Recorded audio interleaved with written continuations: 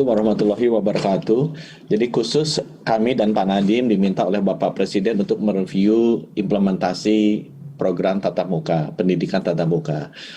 Dan kami memberikan frameworknya bahwa perubahan dari pandemi ke endemi, banyak kegiatan yang memang harus kita jalankan secara normal, tetapi dengan protokol kesehatan yang baik. Dan sesudah kita lihat dalam rangka strategi penanganan pandemi, WHO kan memberikan 4 strategi utama.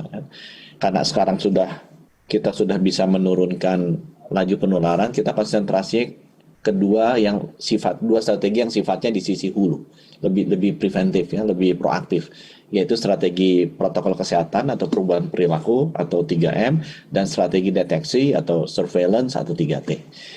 Nah, pada kesempatan ini, halaman berikutnya, kita ingin melakukan strategi surveillance atau 3T atau deteksi tadi, khusus untuk aktivitas belajar mengajar.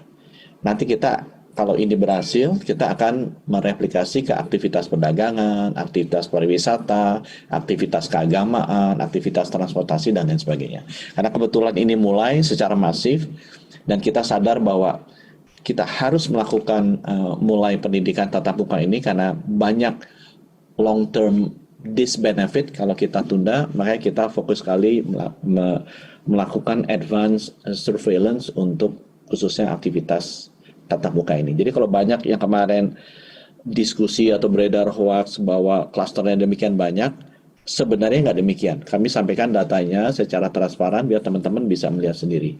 Ya, jadi sesudah tatap muka dijalankan, kita memang melakukan beberapa sampling. Yang agak besar itu di Jakarta dan di Semarang.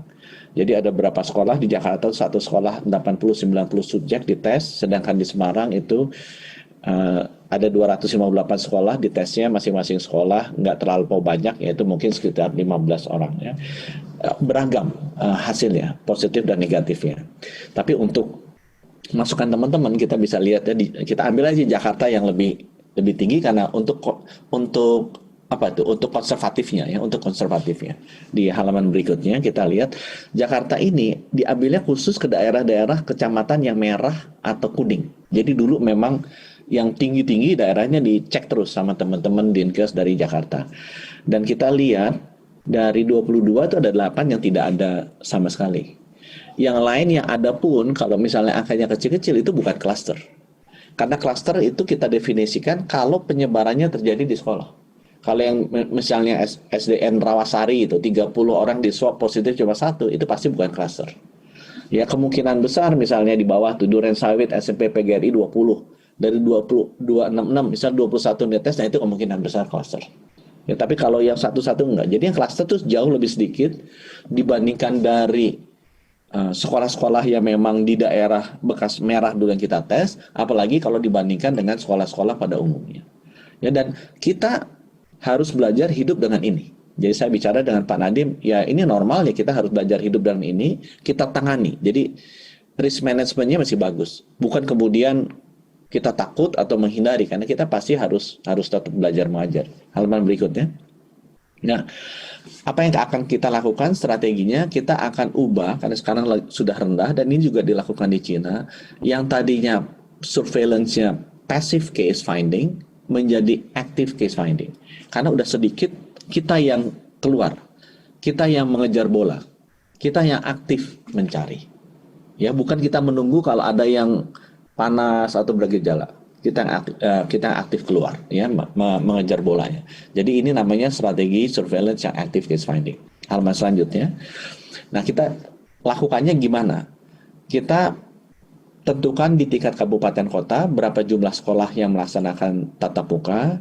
Dari situ kita ambil 10% untuk sampling.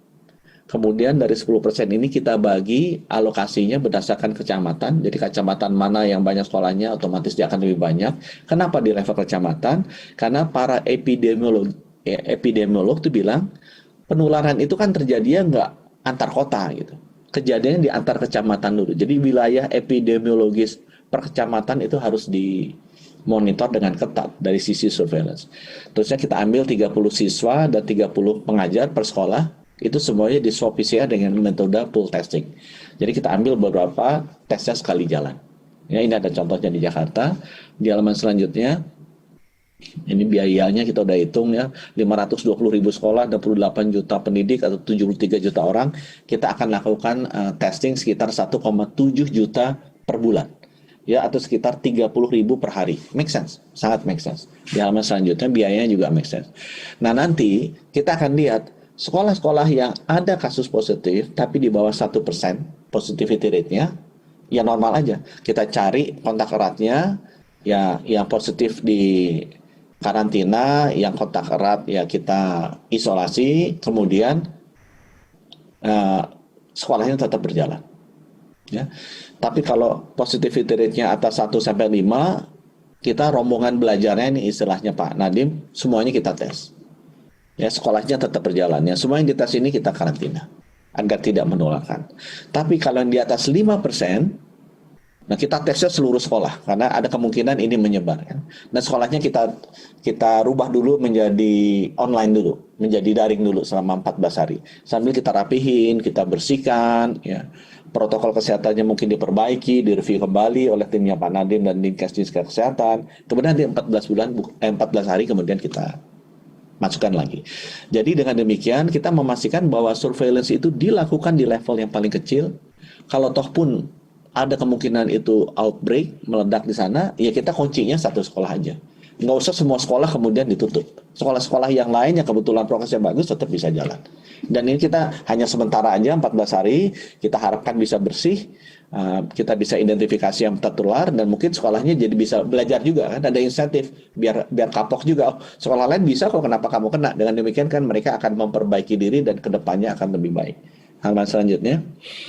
Nah, nantinya ke depannya, dan ini udah dilakukan, ini bukan inisiatif kita. Terus terang ini inisiatif dari teman-teman beberapa di daerah-daerah yang sudah melakukan ini. Contohnya kan kita ada terkejut, ada tim di NTT, itu ada Dr. Vima, dia is a PhD dari Amerika yang passionately just do it gitu untuk sekolah di sana, dan mereka lakukan secara sistematis. Kita malah bisa lihat kalau nanti sekolah-sekolah yang disiplin, malah nanti tatap mukanya bisa lebih tinggi lagi, nggak seperti yang sekarang cuma 25 sampai 50. Kalau mereka konsisten memang bisa mengontrol, yang kena hanya 1 atau 2 terus, ya kita bisa buka lebih banyak lagi ya Nathan. Jadi dengan demikian nanti ke depannya semua aktivitas kehidupan kita, mau itu pembelajaran, bekerja, transportasi, pariwisata, keagamaan terutama, kita harus memiliki protokol kesehatan yang baik dan kita harus memiliki surveillance yang baik. Kalau dua itu kita lakukan, strategi di sisi hulu itu, di sisi yang proaktif, mudah-mudahan kita bisa mengendalikan pandemi ini dan hidup normal tetapi sehat. Terima kasih Pak Menko. Wassalamualaikum warahmatullahi wabarakatuh.